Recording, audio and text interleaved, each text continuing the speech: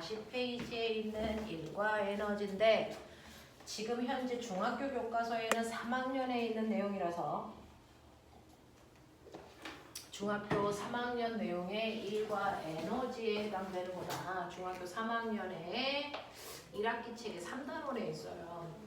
그 일과 에너지를 고등학교에서는 어떻게 문제들을 풀어나가 라고 얘기하는 거거든요.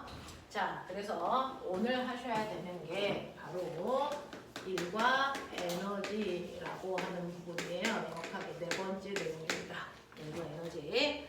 자, 일과 에너지에서 우리가 먼저 머릿속에 넣어야 되는 거 일이 뭔데? 라고 하는 이 부분이 정리가 돼야 되는 거야. 자, 우리가요. 일상생활에서 아빠는 회사일 하느냐고 너무 힘들대, 엄마는 집안일 하느냐고 너무 힘들대 라고 하는 일을 과학에서는 일이라고 인정하지 않아. 자, 과학에서 얘기하는 일이라는 건 객관적으로 측정 가능해야 되기 때문에 그 객관적으로 측정 가능한 이러한 일은 일을 해줄 대상, 물체가 반드시 있어야 돼요. 허공에다가 일을 할 수는 없거든요. 그래서 A라고 하는 2kg짜리 물체가 있다고 치자. 자, 이 물체에 사람이 힘을 주는 거예요. 힘을 줘서 밀 겁니다. 예를 들어서 10N의 힘을 줘서 얘를 밀었다고 치자. 그래서 2m 밀고 가서 물체가 여기에 왔다고 치자. 이런 얘기야. 자, 그래서 과학에서 얘기하는 일은요. 반드시 어떤 대상인 물체에 힘을 주어 힘준 방향으로 뭐 시키는 거냐면 물체를 이동시키는 걸 과학에서 얘기하는 일이야 라고 정의합니다. 그래서 일이라는 건 반드시 일을 하는 대상 물체에 사람이 힘을 줘서 힘을 준 방향으로 뭐 시키는 거냐면 이동시키는 걸 우리가 일했다라고 얘기하는 거예요. 그러면 나는 위에 있는 그림에서 보면 2kg짜리 물체한테 10N의 힘을 줘서 2m만큼 밀고 갔으니 나는 조건에 부합하는 일을 한 거야. 그러면 나는 얼마만큼 일했니? 라고 하는 내가 한 일은 내가 준 힘에다가 그 힘으로 밀고 간 거리를 곱하면 되는 거거든요. 내가 준 힘은 10N의 힘을 줘서 그 힘을 준 방향으로 2m 밀고 갔어.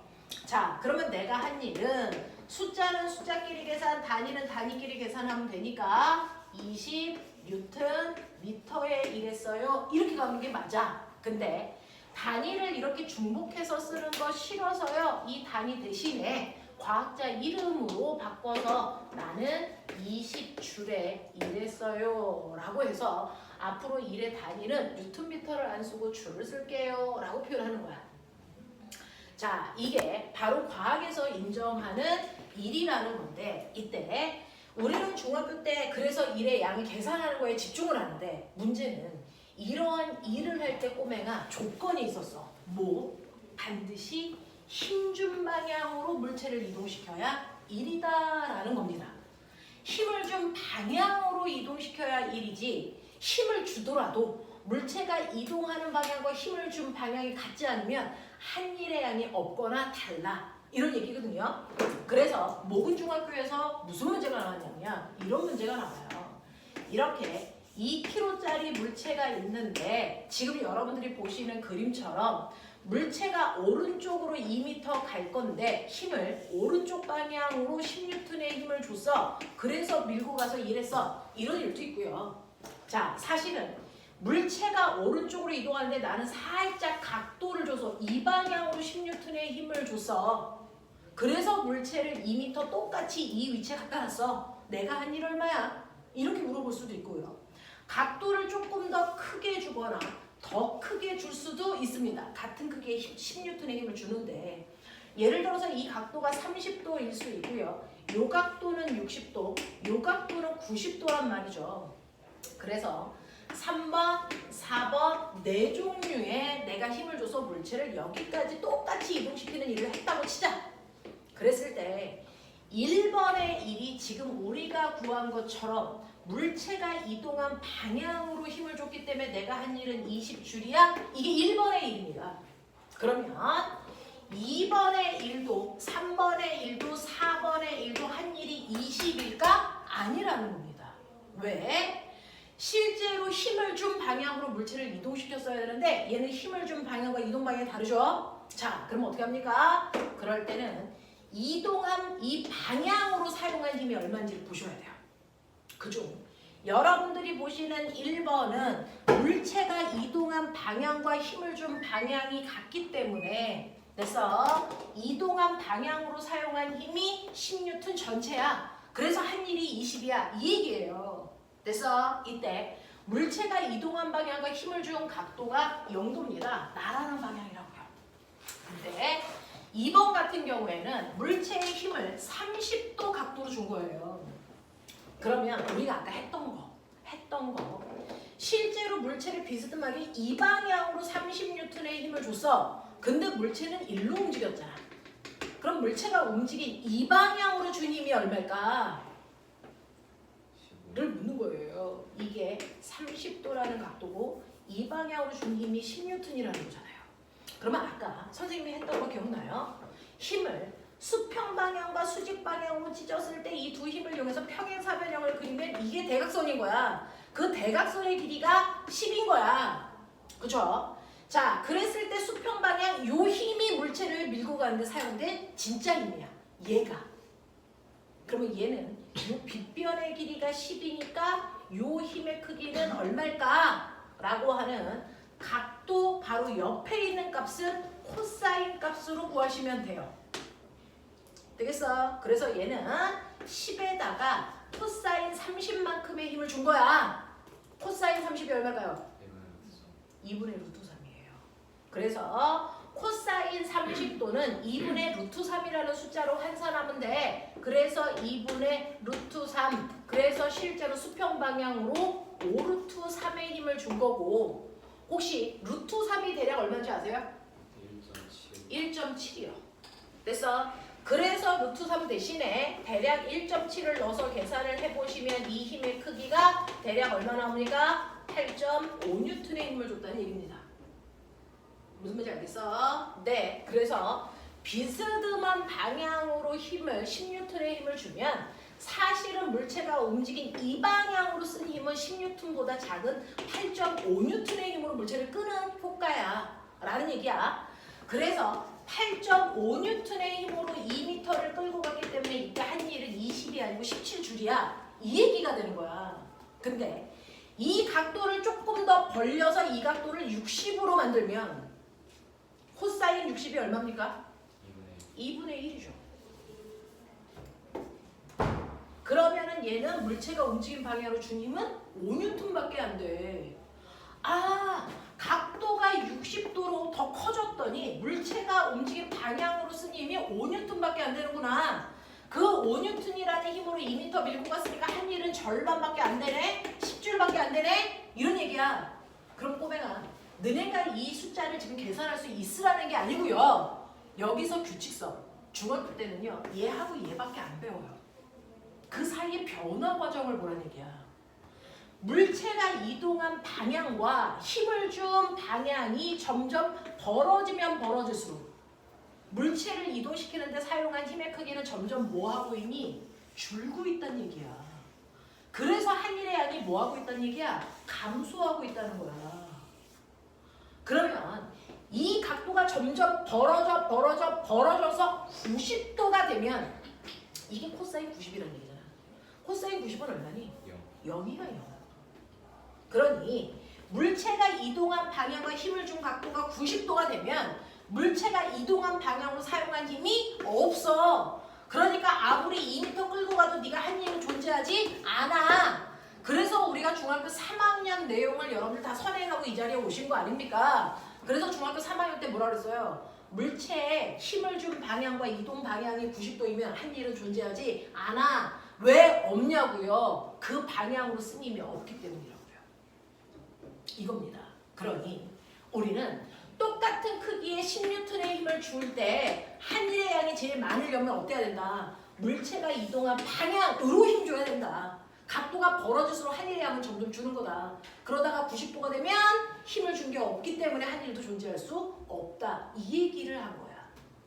알겠어? 이 얘기입니다. 그래서 실제로 내가 준 힘과 물체가 이동한 방향 사이에 이루는 각도에 따라서 한 일의 크기가 달라지는구나를 느끼라는 얘기입니다. 이게 모근중학교 3학년한테 내온 문제예요. 되겠어? 이 얘기예요.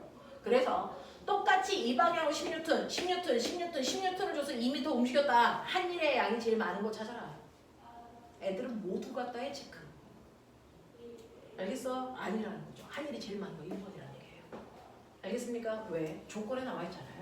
힘을 준 방향으로 이동해야만 한 일이 있다라고 하니까. 그렇다는 겁니다. 되겠어?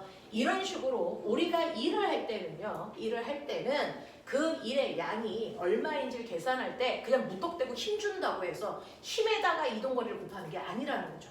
그래서 물체가 이동한 방향으로 작용한 힘은 각도가 벌어질수록 점점 줄어들어요 라고 하는 거. 그래서 힘을 준 방향과 이동 방향이 90도일 때 한 일은 존재할 수 없어요 라는 얘기입니다. 그래서 내가 열심히 일을 한다고 했는데 알고 보니까 한 일이 0인 경우가 존재한다. 그 0인 경우가 언제냐 라고 하는 걸 중학교 3학년 때 배웁니다. 그 중에서 여러분들 선생님이 7, 8에 힘을 줘서 밀고 있어요. 내가 한 일 얼마입니까? 0이죠. 얘는 왜 0입니까? 이동거리가 없어서요. 그래서 물체한테 힘을 줬는데 물체가 움직인 거리가 존재하지 않아. 그럼 당연히 한 일이 없습니다. 그러니까 무거운 짐을 들고 가만히 서 있어. 한 일이 없는 거예요. 무슨 말인지 알죠? 이동한 거리가 없기 때문이죠. 또 이동한 거리가 없을 때도 한 일이 없지만 내가 힘을 주지 않았는데 쟤 혼자 가. 그래서 저기 밖에 있는 차한테 내가 힘 주고 있어? 없죠. 저 차 혼자 가고 있죠. 내가 한 일은 없다고요. 무슨 말인지 알아? 힘을 주지 않았는데 물체가 혼자 가. 그러면 나 한 일 없어. 내 힘으로 한 일은 없단 말이야. 알겠어? 네, 이런 얘기고 가장 중요한 건 얘죠. 세 번째, 내가 물체한테 힘도 줬어. 그리고 물체가 가기도 했어. 근데 한 일이 없어. 왜? 힘을 준 방향과 물체한테 힘을 준 방향과 물체가 이동한 방향이 몇 도? 90도이기 때문에 한 일이 없어. 90도이면 물체가 이동한 방향으로 작용한 힘이 존재하지 않기 때문이라고. 그럼 예를 들어 물체한테 힘을 줬는데 물체가 힘 준 방향과 90도 방향으로 이동해. 어떨 때 그래? 힘 준 방향과 수직 방향으로 움직여? 이거 되게 많아요. 자, 뭐냐면 지금 얘기한 것처럼 우린 지구에 있단 말이야. 그러니까 여러분들이 물체를 이렇게 손으로 들고 있어. 그리고 든 상태로 앞으로 걸어가. 그래서 든 상태로 이렇게 앞으로 걸어가잖아? 자, 그랬을 때 너는 이 물체가 떨어지지 않게 힘을 어디로 주고 있니? 위로 주고 있는데 너는 앞으로 걸어가는 거잖아. 한 일이 있겠어 없겠어? 없어요. 이렇게 물체를 들고 수평으로 걸어가는 이 모든 경우가 바로 한 일이 존재할 수 없는 경우예요. 힘을 준 방향과 이동 방향이 90도이기 때문에 그렇습니다. 근데 이 경우가 하나가 더 있어요. 힘하고 이동 방향이 90도라서 한 일이 존재하지 않는 경우가 또 있다는 얘기야. 그 경우가 뭐냐면 물체에다가 실을 매달아서 뭐하냐? 뱅글뱅글 돌리는 무슨 운동하냐? 등속 원운동할 때요. 실제로 물체가 매 순간 가려는 운동 방향은 원의 접선 방향이 이 물체가 가려는 이동 방향이에요. 근데 그 방향으로 못 가게 내가 힘을 어디로 줍니까? 원의 중심 방향으로 힘 주잖아요. 그랬을 때 이동 방향과 힘의 방향이 몇 도를 이루고 있니? 90도를 이루고 있는 게 등속 원운동이잖아요.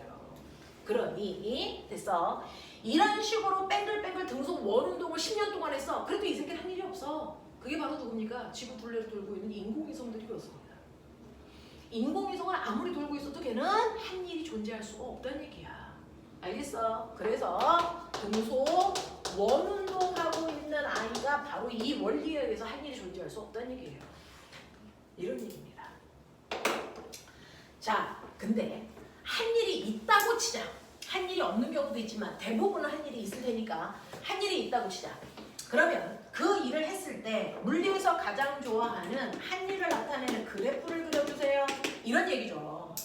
자, 예를 들어서 이거를 그래프로 그리면 됐죠? 한 일을 나타내는 그래프는요. 가로축은 물체가 밀려간 거리, 자, Y축은요, 물체한테 준 힘, 이렇게 그려요. 그러면 저 물체는요, 10N이라는 힘을 계속 줘서 물체가 2m 밀려갈 때까지 힘을 줍니다. 이렇게 그리면은 저 그래프잖아요. 그러면 이때 이 그래프의 한일은 어디 있습니까? 면적이죠. 그래서 이 그래프 밑에 있는 면적이 바로 한일을 나타냅니다. 그러니까 면적이 이렇게 사각형이면 사각형 넓이 구하시면 되고요. 만약에 어떤 물체가 움직일 때 10N의 힘을 처음부터 끝까지 일정한 힘을 준 게 아니고 힘을 점점 크게 줘서 2m 오는 순간의 힘이 10N이었다고 쳐. 자, 이때 한일은 당연히 이 밑에 있는 삼각형 넓이 구하시면 되잖아요. 그래서 네, 힘하고 거리 그래프에서 그래프와 x축이 이루는 공간의 넓이를 구하시면 그게 바로 한일의 양이다. 그래프 모양이 어떻게 생기든 상관없다. 알겠습니까? 이렇게 됩니다. 그래서 한일을 나타내는 그래프들이 이렇게 된다는 거는 알고 계시면 되고요. 이러한 일을 하는데 꼬맹아, A라는 아이도 B라는 아이도 10줄의 일을 했어. 일한 양이 똑같아. 그러면 누가 더 능률적으로 일한 거야? 이걸 판단하고 싶어. 누가 더 능률이 좋아? 네, 라는 걸 판단하려면 이것만으로 판단이 안 되죠. 이 일을 하는데 걸리는 시간을 알려줘야죠. A는 10줄의 일을 하는데 1초 걸렸는데 B는 2초 걸렸어. 그러면 누가 더 능률이 높은 거니? A가 몇 배 높은 거니? 2배 라고 하는 능률이라는 건 그 똑같은 일을 하는데 누가 더 빨리 해서 일한 빠르기죠. 그 일한 빠르기를 물리에서는 능률이라고 안 하고 일률이라고 불러요. 일률이라고 불러요. 일한 빠르기를 일률이라고 해서 이러한 일률은 네가 한 일을 그래서 걸린 시간 초로 나누시면 돼요. 그래서 네, 여러분들이 한 일을 걸린 시간 초로 나누시면 이게 바로 일한 빠르기 일률이라는 게 돼. 그러니 자, A의 일률이 얼마니? 라고 하면 한 일을 걸린 시간 초로 나누면 된다 그랬으니까 나누시면 얘의 일률은 10줄/, 초예요. 이렇게 쓰면 될 거 아니야? 근데 이 또한 단위를 중복해서 쓰는 거 귀찮아서 일률 단위를 줄/, 초로 안 쓰고 10W로 쓸게. 이렇게 얘기한 거야. 그러면 얘는 일률이 얼마입니까? 얘는 5W죠. 그래서 여러분들이 보는 것처럼 A의 일률이 2배 빨라요. 이렇게 얘기하는 거야. 알겠어? 이런 얘기야. 근데 이러한 일률은요, 한 일을 걸린 시간 초로 나누는 건데 한 일은 힘 곱하기 거리라 그랬고 그걸 걸린 시간 초로 나눈다 그래서 그럼 머리 좋은 척해. 저식을 보는 순간 새로운 뭔가가 보이죠? 이게 뭘까요? 속력이죠. 그래서 인류를 구하는 두 번째 방법은 힘에다가 그 힘으로 움직이는 빠르기 속력을 곱해도 된다. 이런 얘기예요. 됐어? 그래서 인류를 구하는 두 가지 방법. 인류를 구하는 두 가지 방법입니다. 자, 그래서 여러분들이 보시는 일률이라는 건 1초 동안 할 수 있는 일의 양이야. 됐어? 그래서 얘가 일률이 10W예요. 이렇게 나왔어. 그러면 일률이 10W인 아이가 꼬맹아 3초 동안 일했어. 얘 몇 줄의 일을 할 수 있겠냐? 30이죠. 5초 동안 일하면 50이죠. 그러면 100줄의 일을 하려면 몇 초 걸리겠니? 10초죠. 무슨 말인지 알겠죠? 이렇게 가는 겁니다. 됐죠? 그래서 일률이라는 건 1초 동안의 한 일의 양을 얘기하는 거다. 이렇게 계산할 수 있다. 되겠어? 이런 것들이 여러분들이 가지고 있는 기본적인 일이라는 개념인데 문제는 이러한 일도 종류가 있대. 이러한 일도 종류가 있습니다. 그래서 일의 종류를 보시면 아까 그 아이예요. 이렇게 물체가 2kg짜리 물체 A가 있잖아요. 자, 이 A한테 10N의 힘을 줘서 수평으로 끌고 가. 여러분들은 물리학을 풀 때까지 계속 힘은 대부분 수평으로 줄 거야. 비스듬하게 주는 순간 대단히 상위권 학교야. 그럼 아까처럼 풀면 돼. 되겠어? 자, 수평으로 끌고 가서 얘를 2m 끌고 갈 거야. 그래서 여기다가 이렇게 놓을 거란 얘기지. 근데 이 물체에 작용하는 힘이요, 사실은 사람이 준 힘만 있을까? 아닙니다. 맞아요. 지구가 얘를 잡아당기는 20N의 중력도 있고요. 사실은 실제로는 물체와 바닥 사이의 운동을 방해하는 뭐도 있을까요? 마찰력도 있을 거예요. 그걸 5N이라고 할게요. 그래서 이렇게 다양한 힘이 있단 말이야. 그러면 이 물체의 한 일이 얼마니? 라고 하면 얼마라고 할래요? 이 물체의 한 일이 얼마입니까? 라고 얘기하면 말하시면 안 돼요. 왜? 일에도 종류가 있어서 어떤 일을 물어봤는지를 보셔야 됩니다. 그러면 일의 종류가 있다고 했는데 그 중에서요. 첫 번째, 사람이 준 힘이 한 일이 얼마냐라고 물어볼 수 있고요. 두 번째는 물체와 바닥 사이에 작용한 마찰이 한 일이 얼마냐 이렇게 물어볼 수도 있고요. 또는 중력이 한 일이 얼마냐 이렇게 물어볼 수도 있고요. 사실은 선생님은 그리지 않았지만 중력에 의해서 물체가 바닥을 누르면 바닥이 밀어 올리는 수직항력이라는 20N도 있습니다. 그래서 그거는 이제 차지하고 그리고 마지막 자, 이 물체 작용하는 모든 힘에 알자 힘이 한 일이 얼마냐? 이런 식으로요. 이렇게 물체의 각각의 힘마다 한 일을 물어보는 거예요. 각각의 힘마다. 그중 어떤 힘이 한 일을 물어봤는지를 듣고 대답하셔야 됩니다. 그중 사람이 준 힘이 한 일은 블럭 얼마 곱하기? 10N 곱하기 얼마? 2m. 그래서 얼마? 20줄입니다. 이렇게 얘기하셔야죠. 마찰이 한 일은 블럭 5N 곱하기 2m 곱하기 아니 그래서 얼마? 10 이렇게 대답하면 안 돼요. 중학교 때는 이렇게 대답합니다. 중3까지는 이렇게 합니다. 근데 고등학교 때는 마이너스 5N의 힘에 의해서 마이너스 10줄이에요 라고 하는 마이너스가 붙습니다. 안 쓰면 틀려요. 그럼 선생님 얘가 마이너스면 얘 플러스란 얘기예요? 네, 그런 얘기예요. 플러스는 생략 가능하니까 생략해서 쓴 겁니다. 그래서 그러면 어떤 일은 플러스의 일이고 어떤 일은 마이너스의 일인데? 라고 하면 꼬맹아 보시면 물체가 움직이는 방향으로 작용하는 힘은 플러스의 힘입니다. 알아요? 물체가 운동한 방향과 반대 방향으로 작용한 힘은 마이너스의 힘으로 마이너스의 일을 하는 겁니다. 그래서 마이너스의 일이라는 건 물체의 운동 방향과 반대 방향으로 작용한 힘이 한 일을 마이너스의 일로 정의해야 한다. 알겠습니까? 이 얘기예요. 중력이 한 일은 얼마일까요? 중력이 한 일은 얼마일까요? 0이죠. 중력은 20N인데 꼬맹아 중력 방향으로 움직인 거 있어 없어? 없잖아. 그러니까 중력이 한 일이 20으로요. 우리가 아까 아니 중력이 한 일이 0으로요. 아까 얘기했잖아요. 힘의 방향과 이동 방향 90도일 때 한 일이 없다고요. 무슨 말인지 알겠어? 이 얘기입니다.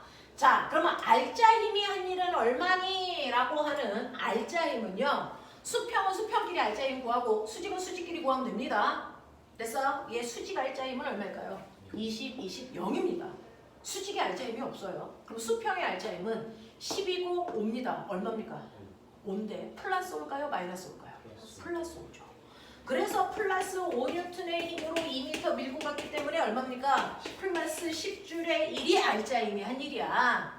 그래서 이런 식으로 하나의 물체가 움직일 때도 그 물체가 한 일이 얼마니? 라고 하는 이 단어만 듣고 대답을 하시면 안 된다. 앞에 있는 어떤 힘이 한 일을 물어봤는지가 더 중요하다. 이걸 듣고 대답해야 된다. 알겠습니까? 이 얘기입니다. 자, 그러면 이런 식으로 일의 종류까지 여러분들이 이해하셨으니까 일에 대한 얘기는 다 하신 건데 저요, 일 얼마만큼 할 수 있어요? 저 일 얼마만큼 할 수 있어요? 뭐 하는 대로 할 수 있어요? 없죠. 저한테는 일을 할 수 있는 능력만큼만 일을 할 수 있죠. 일할 수 있는 능력을 뭐라고 하지? 에너지라고 하죠. 그래서 이 에너지라고 하는 게 뭡니까? 라는 거죠. 에너지는 여러분들 정확한 정의가 있어요. 에너지는 일할 수 있는 뭘 얘기한다? 능력을 얘기하는 거였다. 일할 수 있는 능력을 우리는 에너지라고 불렀던 거다. 그러니 내가 만약에 처음에 에너지를 가지고 있었다고 치자. 100줄의 에너지가 나한테 있었어. 그러니까 나는 100줄만큼 일할 수 있는 능력이 있었단 말이야. 근데 내가 이 에너지를 가지고 일을 했어. 얼마만큼 했냐면 60만큼 일했다고 치자. 그러면 일을 한 후 나의 나중 에너지가 얼마니? 40이죠. 그러면 에너지가 줄었네? 왜 줄었어? 일을 했으니까. 그죠? 그래서 이걸 수식으로 표현하면 일을 했다라는 건 사실은 그만큼 에너지를 감소시켰다는 거죠. 되겠어? 그래서 나의 에너지가 40 남았다는 거죠. 이 얘기입니다. 됐죠? 네. 자, 그러면 이제 일을 하고 나서 나의 처음 에너지는 다시 40 됐어. 근데 요번에는 일을 한 게 아니고 거꾸로 일을 받았대요. 얼마만큼 받았냐면 20만큼 받았다고 칠게요. 그럼 나의 나중 에너지 얼마입니까? 60이죠. 얘네 에너지가 왜 늘었어요? 일을 받았으니까요. 그 받았다라는 걸 우리가 수치로 계산할 때는 뭘로 표현하면 되겠습니까? 플러스 A를 받았다 이렇게 표현하면 되죠. 그래서 에너지가 는 거 아닙니까? 되겠어? 자, 그럼 꼬맹아. 선생님, 에너지를 줄이는 일도 있네요. 에너지를 늘리는 일도 있네요. 도대체 어떤 일이 에너지를 줄이는 일입니까? 보여드렸죠. 얘입니다. 에너지를 늘리는 일은 뭡니까? 얘입니다. 얘. 다시 말해서 물체가 움직일 때요. 운동하는 방향으로 힘이 작용을 해서 일을 해주면 그만큼 에너지는 늘어난다. 이고요.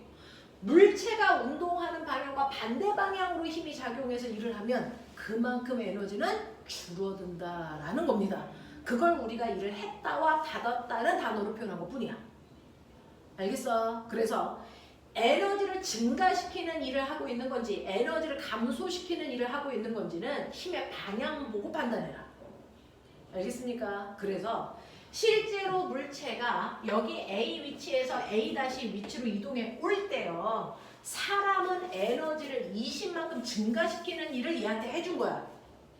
근데 마찰은 에너지를 10만큼 감소시키는 일을 해준 거야.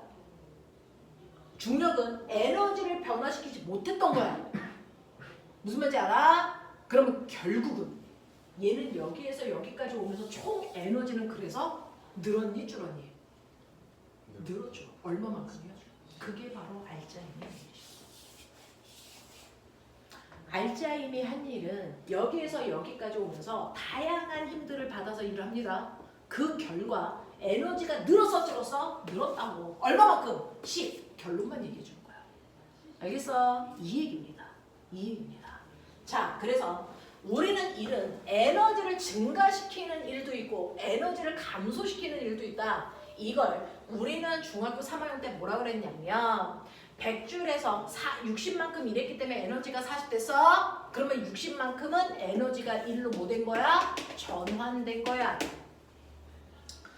자, 에너지가 40이었다가 60으로 20 늘었어? 그건 일 중에서 일부가 에너지로 전환된 거야. 그래서 에너지와 일은 서로 전환되는 관계야. 되겠어? 그래서 쉽게 전환시키기 위해서 일과 에너지의 단위는 똑같이 줄 서. 이렇게 얘기하는 거야. 알겠습니까? 네. 그 중에서 여러분들은 어떤 경우가 에너지를 증가시키는 일인지 어떤 경우가 에너지를 감소시키는 일인지를 구분할 수 있게 된 거야. 되겠죠? 힘 방향 보셔야 됩니다. 물체가 운동한 방향으로 작용한 힘은 에너지를 증가시키는 일을 할 거고요. 운동 방향과 반대 방향으로 작용한 힘은 에너지를 감소시키는 일을 한다. 알겠습니까? 이런 얘기입니다. 자, 그러면 이런 식으로 일과 에너지는 서로 전환되는 관계가 있는데 이때 그러면 이제 처음 에너지는 저 60입니다. 60이야. 자, 근데 10시간 동안 얘는 일을 한 양도 없고 받은 것도 없어요. 시간이 10시간 지났는데 일을 한 것도 없고 받은 것도 없어. 그럼 나중 에너지 얼마니? 60입니다. 에너지는 시간이 지난다고 해서 변하는 게 절대 아니라는 겁니다. 에너지는 반드시 일을 한 만큼만 줄고요. 일을 받은 만큼만 늘어. 시간이 지난다고 해서 저절로 줄거나 늘지는 않는다는 겁니다. 그래서 이러한 에너지의 변화가 없다면 이 새끼 일한 거 없네 이런 뜻이야.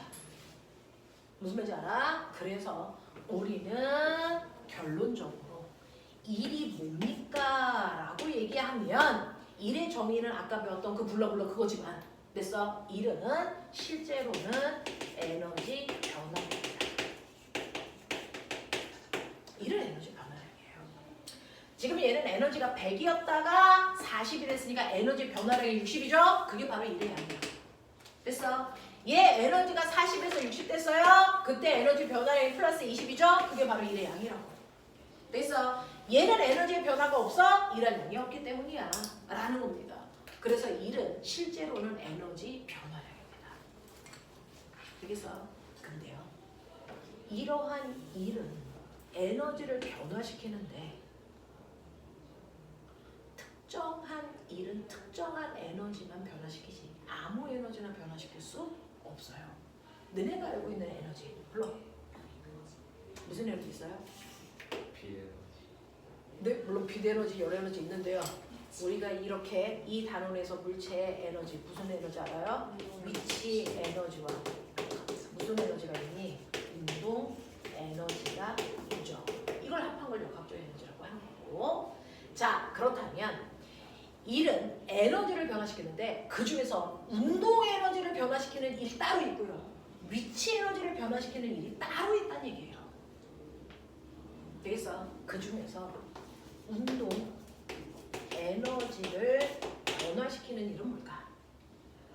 얘가 여기에서 처음에 있을 때 속력이 1이었는데 여기 오니까 속력이 달라졌어? 그럼 운동 에너지가 바뀐 거야?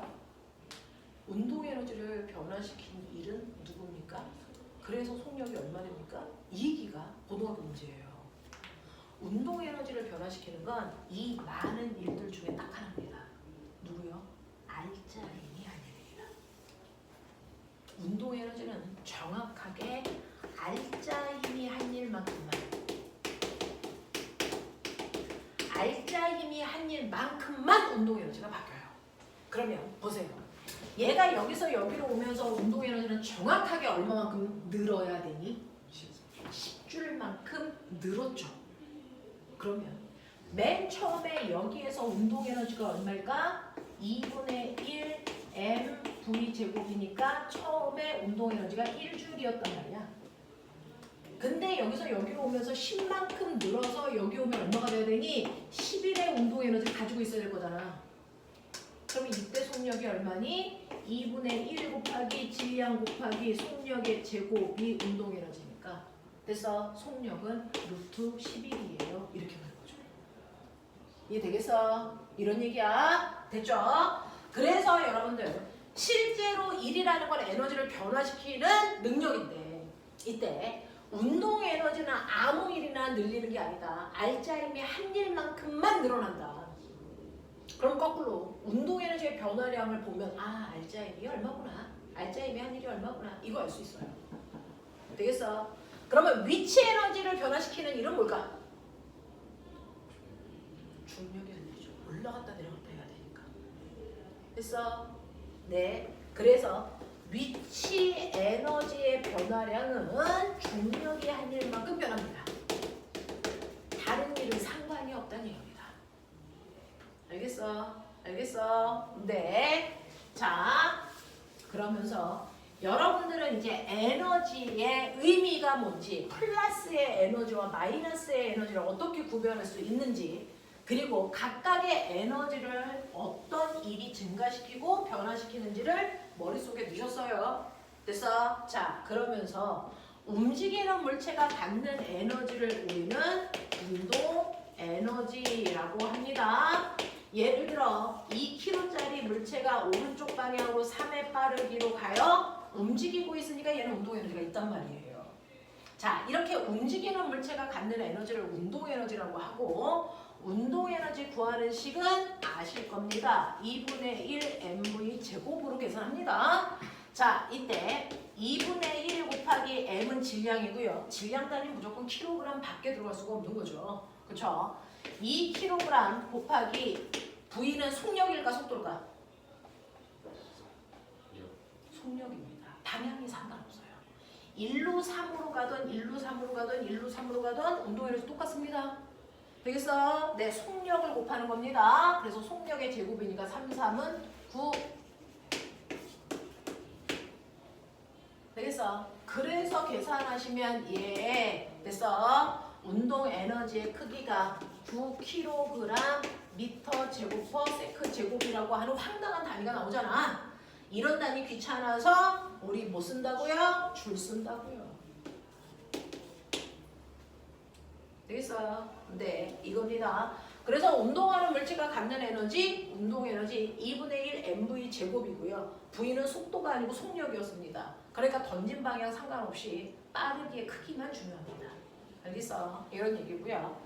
그 다음에 위치 에너지는 어떤 물체가 갖는 에너지예요?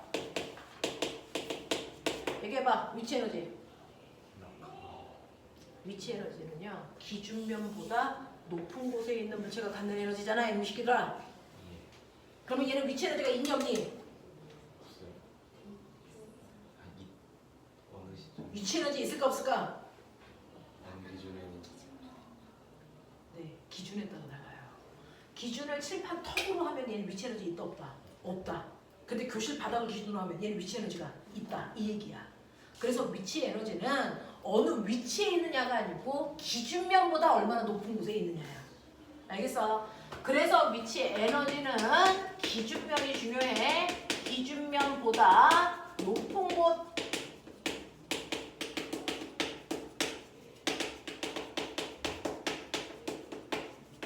기준면보다 높은 곳에 있는 물체가 갖는 에너지를 우리가 위치 에너지라고 얘기합니다. 자, 예를 들어서 꼬맹아 땅바닥에 2kg짜리 물체가 있어요. 기준면을 땅바닥으로 하면 얘는 위치 에너지가 존재하지 않아. 근데 내가 얘를 1m 높이에 있는 책상 위에 올려놓을 겁니다. 그러면 이거를 사람이 들어서 올려야 될 거 아니야? 그러면 이걸 들기 위해서 필요한 최소한의 힘은 얼마? 얼마? 이거 들려면 최소한의 힘 얼마는 줘야 돼? 그쵸? 물체의 무게만큼의 힘을 줘야죠. 그러니 20N의 힘을 줘야 돼. 20N의 힘으로 몇 미터 밀고 올라갔어? 1m. 그러면 힘에다가 밀고 간 거리를 곱하라고 그랬으니까 밀고 간 거리 H 됐어? 이거 1m야. 그러니까 내가 한 일 얼마야? 20줄이야. 그래서 나는 20줄에 일을 해서 이 물체를 여기다 올렸어. 그러면 사람이 한 일은 20이고 그 일을 이 물체가 받았어.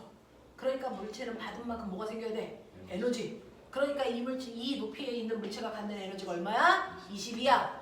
그래서 물체의 위치의 에너지를 구하는 식은 바닥에 있는 기준면에 있는 물체를 그 높이까지 들어 올릴 때 한 일의 양과 같다. 그래서 위치 에너지 구하는 식이 mgh로 된 거다. 인 거죠. 납득하는 거죠. 그래서 위치 에너지 구하는 식은 mgh, 운동 에너지 구하는 식이 2분의 1 mv 제곱. 맞아? 맞아. 근데 이렇게 기준면에 날아가고 있는 새가 있어.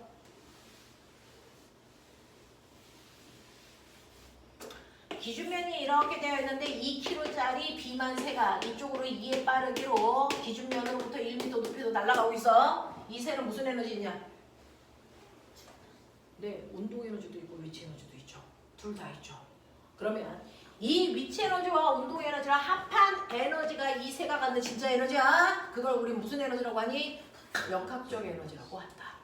알겠어? 위치 에너지와 운동 에너지를 합한 걸 우리는 역학적 에너지라고 얘기해요. 그래서 역학적 에너지 구해. 그러면 위치 에너지와 운동 에너지 구해서 뭐 하면 돼?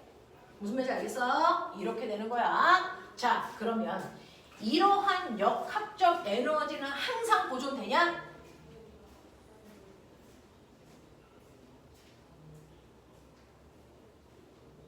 아니거든요.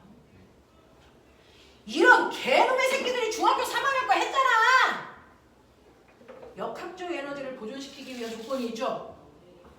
마찰, 공기 저항 같은 게 존재하지 않아야 된다고 그렇게 얘기했잖아요.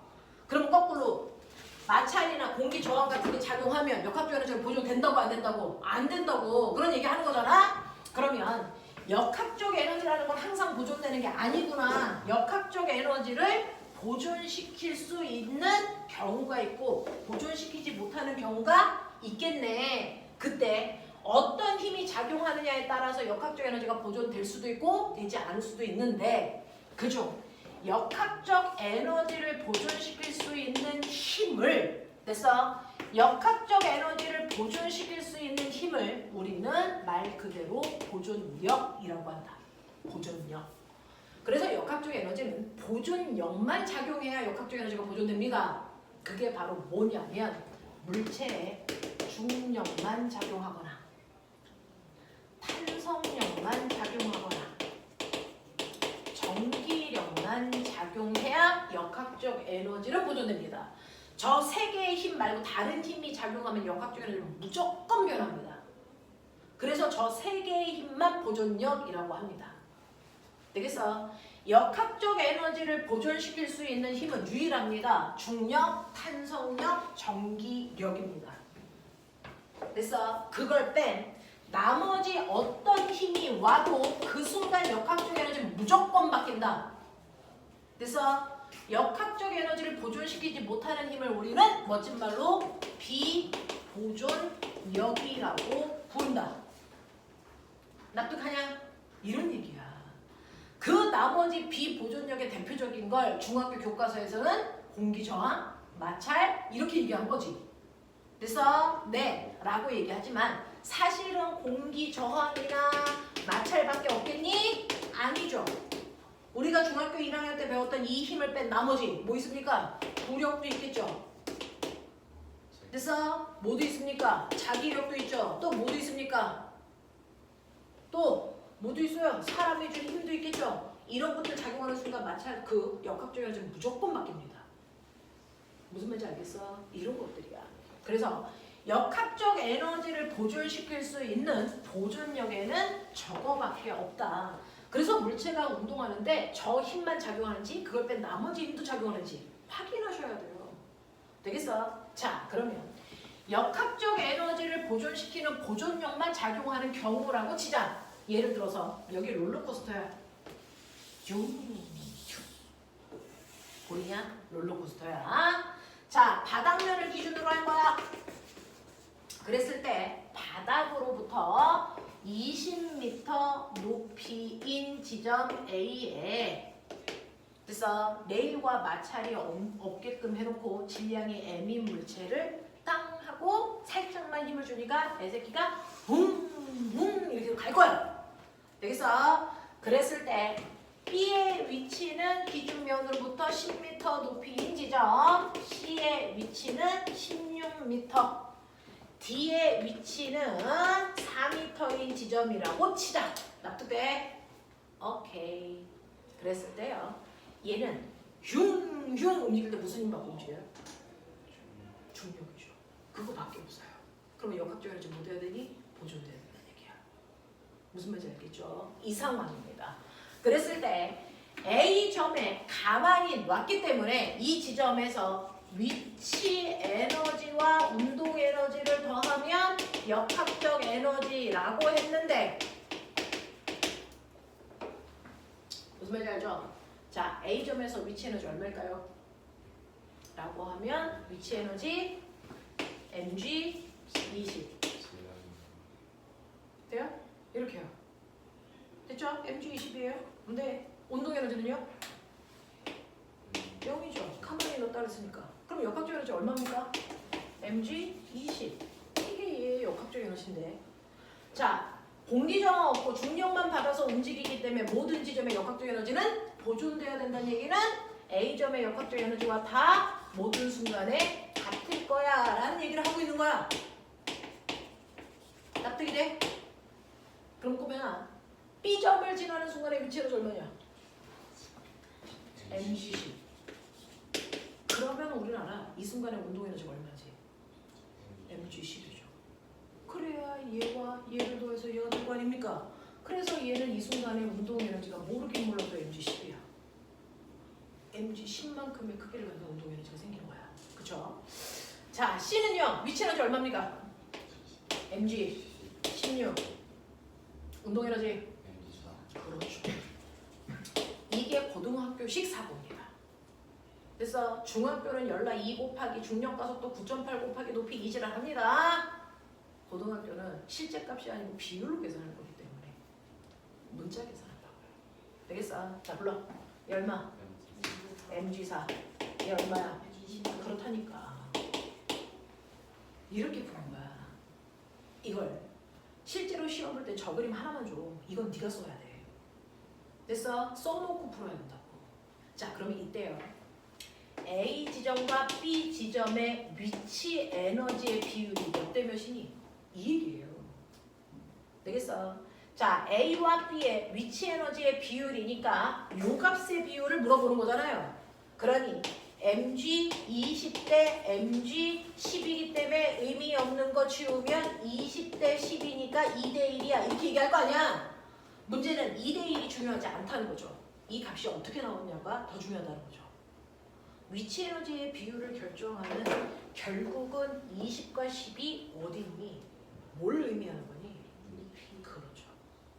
그러니 앞으로는 A 대 B의 위치 에너지 비율이 얼마니? 그러면 병신 새끼들 막 2 곱하기 9.8 곱하기 20, 2 곱하기 9.8 곱하기 10. 그래서 다시 약분 병신이라는 거야. 알겠어? 위치 에너지의 비율은 기준면으로부터 높이가 떠 있는 무슨 비율이야? 높이비를 얘기하겠다는 얘기잖아. 그러니 그래서 B 대 C의 위치 에너지의 비율 얘기해 이제. 5대 4죠. 5대 얼마입니까? 5대 얼마입니까? 8이죠. B 대 C의 위치 에너지의 비율 10대 16이니까 얼마? 5대 8이라고요. 맞아? C 대 D의 위치 에너지의 비율 얼마니? 그렇다고요. 이제 이 긴 과정을 안 한다고요. 무슨 말인지 알아? 이런 것들을 해야죠. 여러분 수능 문제를 풀 때는요. 20문제는 30분 만에 풀어야 되니까 평균 한 문제를 1.5분 만에 풀어야 된다는 얘기잖아요. 문제 읽고 기억, 니은, 디귿 보기가 맞는지 틀린지를 1.5분 안에 해결해야 된다고요. 마킹까지. 되겠어? 자, 이렇게 가는 거야. 그러면 운동 에너지의 비율을 물어봐요. A는 운동 에너지가 없으니까 B 대 C의 운동 에너지 비율이 몇 대 몇이냐? 그럼 B 대 C의 운동 에너지 비율 이거잖아. 그러니 mg 10대 mg 4니까 이거 날라서 10대 4니까 5대 2잖아. 이 값이 안 중요하다고. 이 숫자가 어디서 왔는지가 중요하다고. 어디서 왔니? 높이요?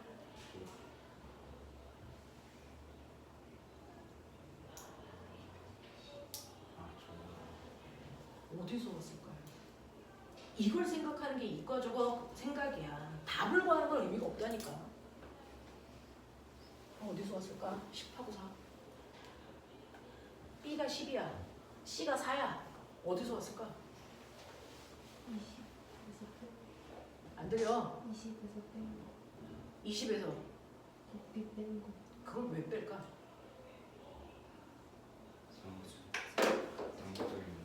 지금 얘기한 것처럼요. 이 높이에서 내려온 높이를 얘기하고 있는 게 맞습니다. 이걸 얘기하고 있는 게 맞습니다. 도대체 얘가 왜 운동해야 돼? 안 들려. 위에서 밑으로 내려왔으니까. 위에서 밑으로 내려오면 저게 왜 운동 에너지가 돼? 그렇죠. 역학적 에너지가 보존돼야 되기 때문에 위치 에너지가 감소한 만큼 그대로 무슨 에너지가 생기는 거야? 운동 에너지가 생기는 거야. 그래서 위치 에너지 감소. 다시 말해서 낙하하면서 감소한 위치 에너지가 곧 그 자체가 무슨 에너지다? 운동 에너지라는 뜻입니다. 무슨 에너지 알아? 무슨 얘기인지 알아?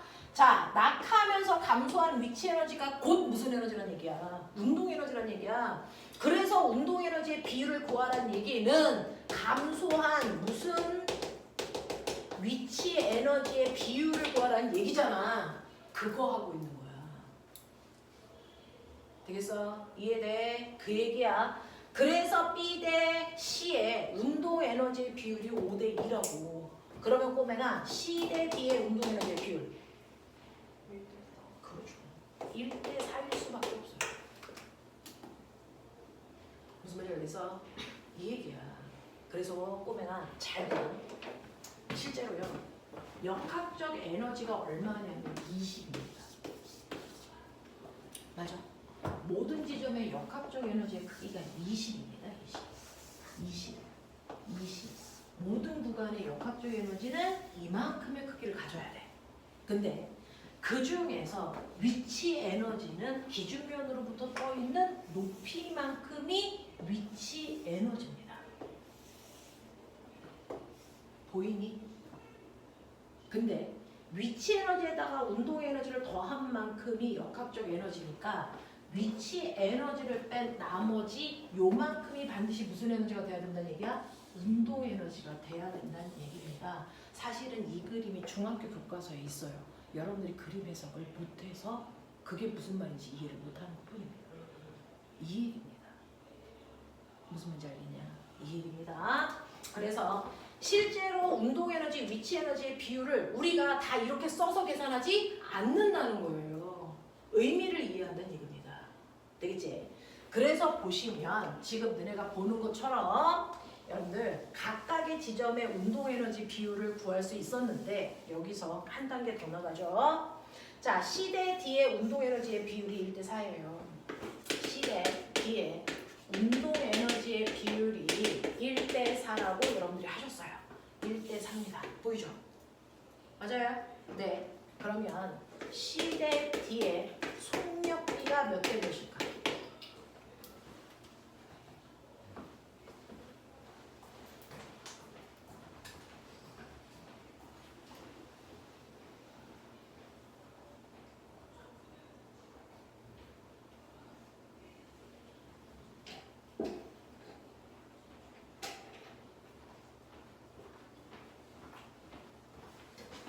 생각했냐? 얼마? 1대 2죠. 왜냐하면 운동 에너지라는 건요. 2분의 1m 그 지점을 지나는 순간의 속력의 제곱이에요. 그죠?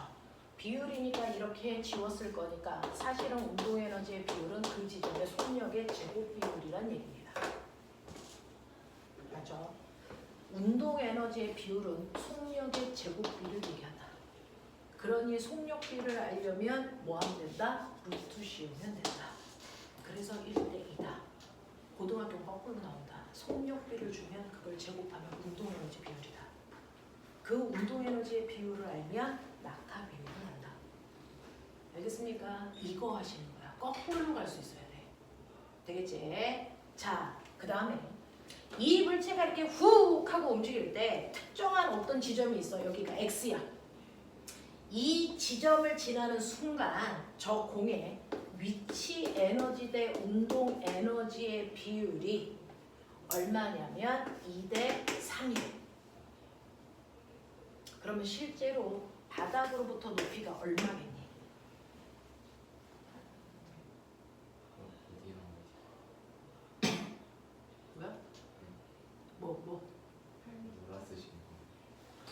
위치 에너지 대 운동 에너지의 비율이 2대 3이요.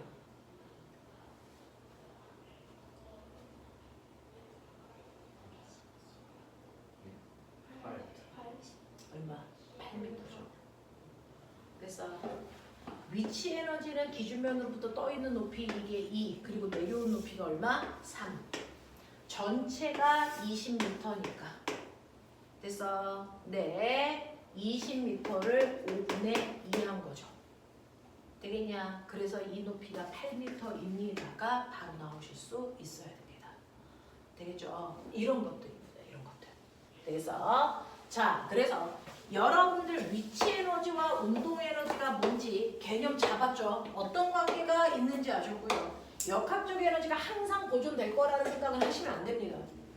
무슨 말인지 알아? 역학적 에너지는 보존될 수도 있고 그렇지 않을 수도 있어.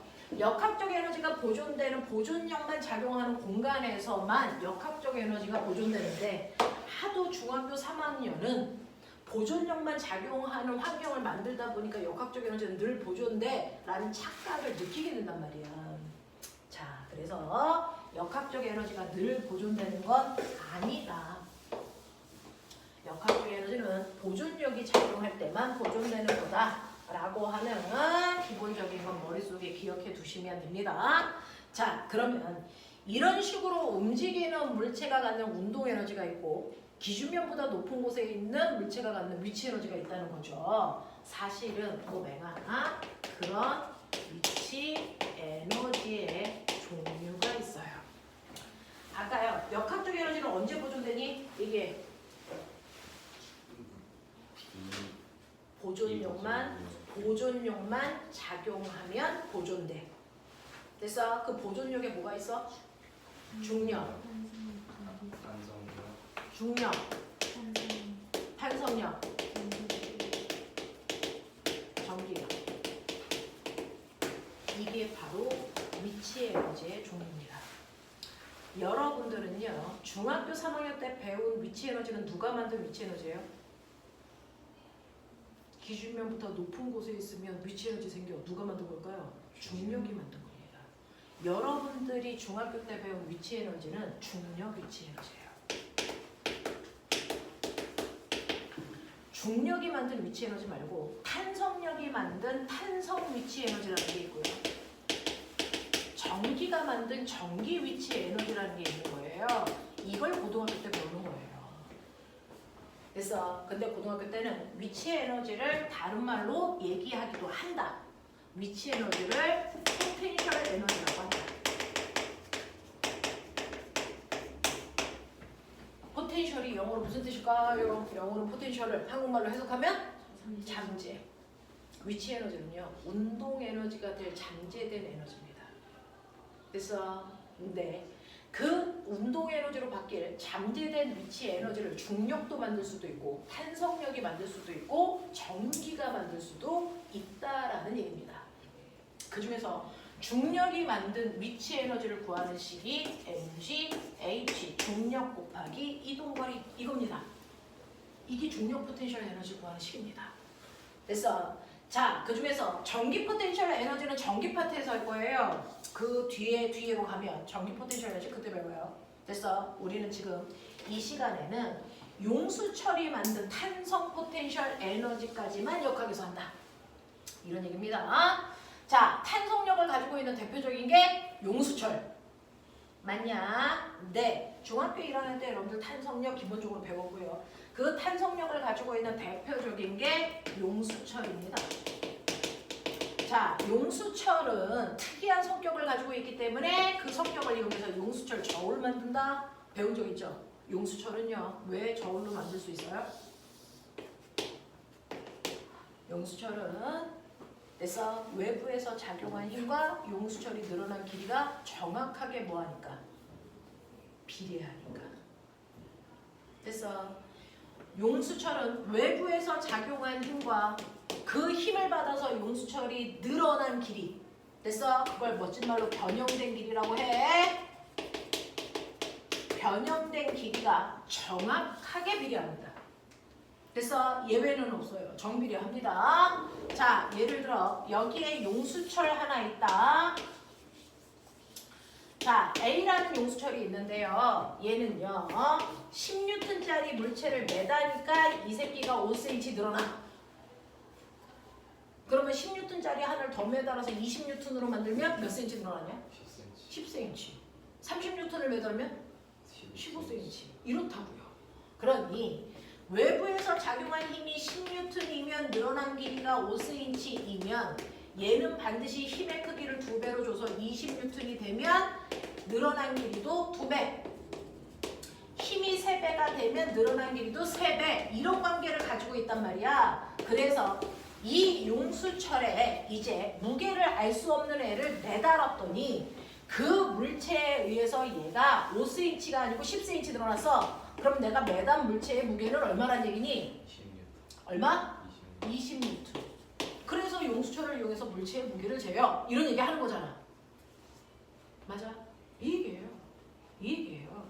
그래서 용수철은 외부에서 작용한 힘하고요 늘어난 길이가 정확하게 비례합니다. 하나 용수철 안에서는. 근데 신기한 거 있는 줄 아세요?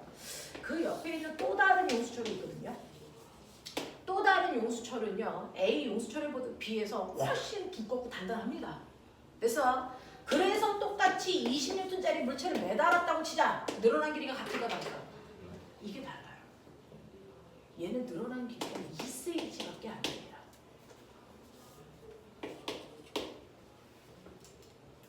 그러면 얘한테는 40N을 매달면 이 안에서도 비례해요.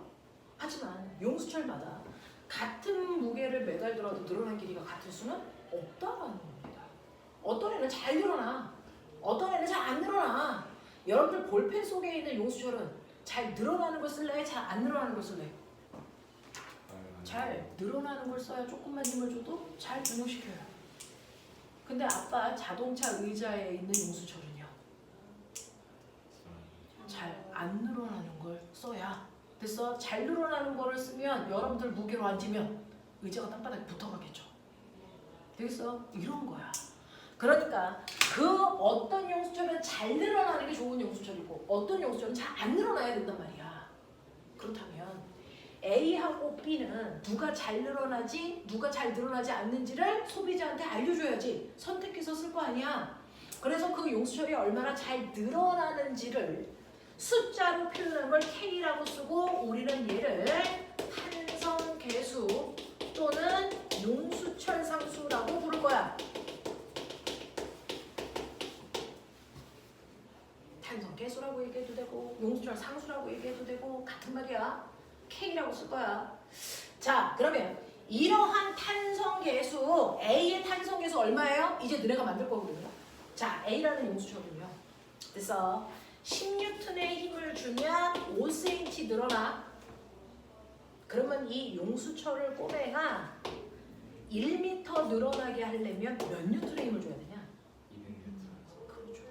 늘어난 길이가 20배 더 늘어나게 해야 되면 힘도 20배 큰 힘을 줘야 되죠. 비례 관계니까. 그러니까 얘는 200N의 힘을 줘야 1m 늘어난다고요. 그러니까 A라는 용수철의 용수철 상수는 1m 늘어나는데 필요한 힘의 크기인 200N이 얘의 용수철 상수야.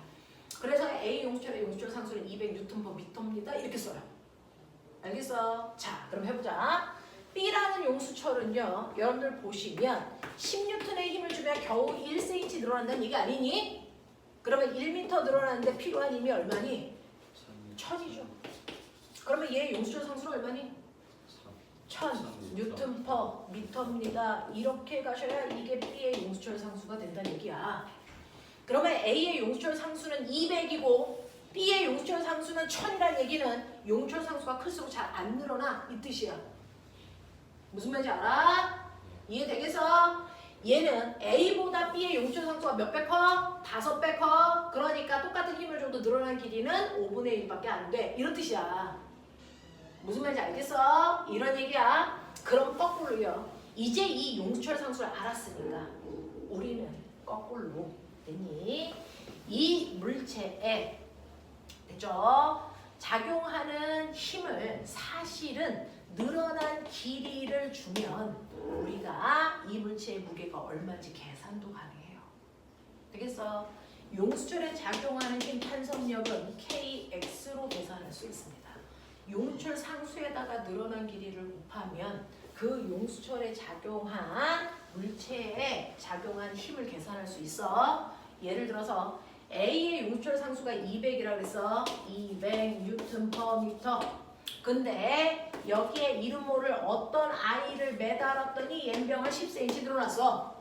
이 얘기야. 그러면 늘어난 길이가 얼마? 0.1m로 바꿔야죠. 단위가 미터니까 미터로 바꿔야 됩니다. 그래서 계산하시면 이때 작용한 힘이 얼마라는 거야? 20N 매달았네. 이게 된다고요. 자, 용수철 B로도요. 용수철 B의 용수철 상수는 1000입니다. 1000N/m인데 얘 매달았더니 늘어난 길이가 0.02m야. 그러니까 이때 작용한 힘이 얼마라고? 20N이라고. 되겠지? 되겠어? 그래서 앞으로 용수철에 작용하는 탄성력이라는 힘은요. 됐어? 굳이 측정하지 않고 계산할 수도 있습니다. 탄성력이라고 하는 이 크기 힘 F는 KX로 계산할 수 있다. 맞습니까? 이런 얘기입니다. 자, 근데 오메가 물리를 잘하려면 그래프 가지고 놀 수 있으라고 그랬죠. 자, 이 그래프의 기울기의 의미가 뭘까요?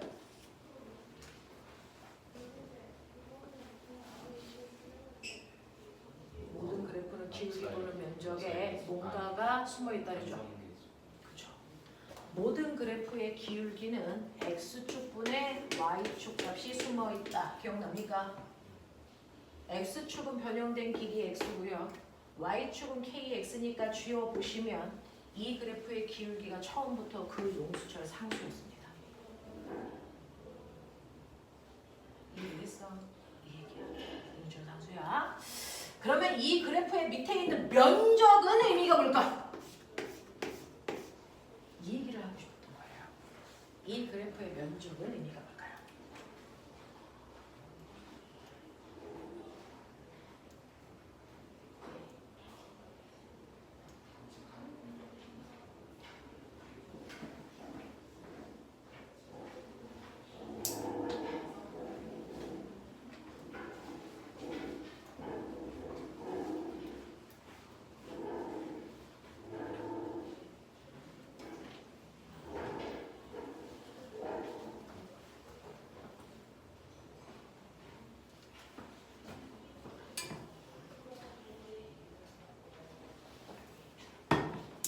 이 그래프의 면적의 의미는 뭘까요? 이런 거죠.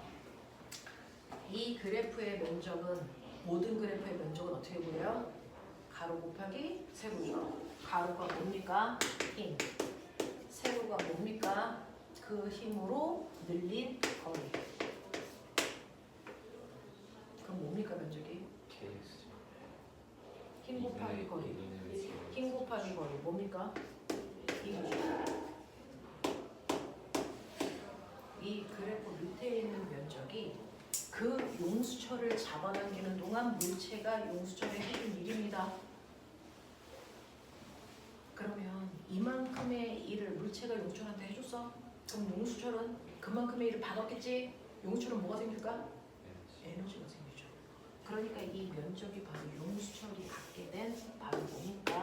탄성 위치 에너지입니다. 용수철의 탄성 포텐셜 에너지입니다. 그러면 용수철의 탄성 에너지 구하는 식 만들어봐. 만들어봐. 이 면적 어떻게 구할래? 불러. 2분의 1 KX 제곱. 이거 KX, 이거 X. 삼각형이니까 2분의 1. 2분의 1 KX 제곱. 이게 탄성 포텐셜 에너지 구하는 식이에요. 맞아. 이겁니다. 그래서 중력 포텐셜 에너지 구하는 식 MGH라는 거 어떻게 나온 식인지 아까 보여드렸고요. 탄성 포텐셜 에너지 구하는 식 2분의 1 KX 제곱 어떻게 나오는지 보여드렸어요. 맞아. 이 얘기입니다. 자, 그래서 기억해 주세요. 자, 탄성 포텐셜 에너지는 고등학교에서 나오는 거라서 중학교 때는 못 건드렸던 부분이라 낯섭니다. 용수철에 작용하는 힘인 탄성력을 구하는 식 F는 KX고 K는 용수철 상수다. 되겠어? 탄성 포텐셜 에너지 구하는 식은요. 탄성 포텐셜 에너지인 탄성 위치 에너지 구하는 식은 뭡니까? 2분의 1 KX제곱으로 계산할 수 있다. 알겠습니까? 이 얘기입니다. 자, 근데 이제 탄성 에너지 구하는 식은 여러분들이 머릿속에 두셔야 되는데 위치 에너지가 중력 위치 에너지든 탄성 위치 에너지든 그냥 위치 에너지야. 그 위치 에너지에다 운동 에너지를 합하면 역학적 에너지가 되는 거야. 무슨 말인지 알겠어? 그 역학적 에너지는 보존력만 작용하면 언제나 보존돼. 되겠어? 선생님이 시간이 없어서 많은 문제를 해줄 수가 없는데요. 용수철이 이렇게 있어. 용수철이 이렇게 있어. 중력 위치 에너지는 우리가 많이 풀었으니까 낯설지 않은데요. 46페이지 99번. 46페이지 99번 보면 용수철이 이렇게 있어. 이제 거기에 써져 있는 용수철 상수가 낯설지 않지. 100Nm/m야. 무슨 말인지 알겠지? 되겠어? 이 용수철의 용수철 상수가 100Nm/m야. 아, 이 새끼는 1m 늘어나려면 100N의 힘 줘야 되는구나. 그 얘기야. 자, 그래서 여기다가 1kg짜리 물체를 매달아 놓고요. 내가 힘을 줘서 얘를 잡아당긴 거야. 그래서 용줄이 늘어난 거야. 얼마만큼 잡아당긴 거냐면 0.2m만큼 잡아당겨. 이 위치로 끌고 왔는데 이 위치를 A라고 할게요. 그리고 원래 위치를 O라고 할게요. O에서 A까지 0.2m 당겼다는 겁니다. 자, 그럼 보면은 A 위치에서 갖는 역학적 에너지. A 위치에서 위치 에너지 더하기 운동 에너지가 역학적 에너지인 거 아세요? A에서의 위치 에너지 무슨 에너지 가질까요? 탄성 에너지. 됐어? 얼마요? 2분의 1 K X제곱. 뭐예요? 그래서 2주입니다. 왜요? KX제곱 0.2의 제곱 0.04 되겠죠? 네. 그리고 운동 에너지는요? 가지고 가만히 있었으니까 이 순간 운동 에너지 0입니다. 그쵸? 그러니까 역학적 에너지 얼마입니까? 2줄입니다. 자, 그랬다가 내가 손을 놓으면 얘 어떻게 되니? 제자리로 갑자기 확 하고 돌아가죠? 그랬을 때 속력이 제일 빠른 위치가 어딜까요? 속력이 빠르려면 운동 에너지가 제일 커야죠. 운동 에너지가 제일 크려면 모든 역학적 에너지가 다 무슨 에너지? 운동 에너지 형태로만 있어야 되고 탄성 에너지는 없어야 되겠죠? 맞습니까? 그 위치가 어딥니까? 원래대로 돌아오는 순간의 속도가 제일 빨라요. 맞아. 그래서 여기에 돌아오는 순간 모든 탄성 에너지가 무슨 에너지로 바뀌고 있니? 운동 에너지로 바뀐 거야. 그랬을 때 여기서 속력 얼마니 그러면? 20을 묻죠. 됐어? 네. 2분의 1 m v 제곱이 얼마? 2. 그럼 v 제곱은 4. 그럼 v는 얼마? 2. 그래서 여기에 왔을 때 이 새끼 속력이 2겠구나. 이게 되는 거죠. 납득이 됩니까? 괜찮지? 할만하지? 네. 처음 들어서 낯설어서 그렇죠. 그냥 엄청나게 막 대단한 걸 오늘 배운 건 아닙니다. 또 다른 탄성 에너지를 배웠다. 그래서 네. 그래서 오늘은 여기까지 해서 정리해 드릴 겁니다. 이제 문제가 약간 풀다 보면은 골 때리는 문제들이 좀 있어. 그래서 네, 못 푸는 문제들은 과감하게 그냥 가지고 오시면 돼요. 오늘처럼 질문 받을 거니까. 되겠죠? 네, 여기까지 하겠습니다. 고생하셨습니다.